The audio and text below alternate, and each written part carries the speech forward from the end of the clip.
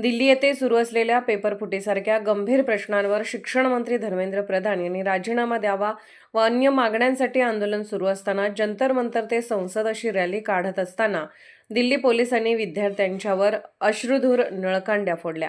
विद्यार्थी-विद्यार्थिनी यांच्यावर क्रूरपणे लाठीमार करून त्या निष्पाप विद्यार्थी-विद्यार्थिनी यांना जखमी करण्यात आले। या घटनेच्या निषेधार्थ वंचित बहुजन आघाडीचे अध्यक्ष आदरणीय प्रकाश तथा बाळासाहेब आंबेडकर साहेबांनी वंचित बहुजन आघाडी व समविचारी पक्षाच्या वतीने 23 जुलै रोजी महाराष्ट्र बंदची हाक पुकारली आहे।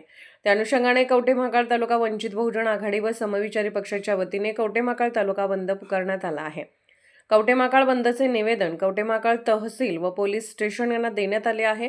तरी कवठे-महांकाळ तालुक्यातील सर्व व्यापारी वर्गाने कडकडीत बंद पाळावा असे आवाहन करण्यात आले आहे व बंदमध्ये सहभागी व्हावे असे आवाहन करण्यात आले आहे।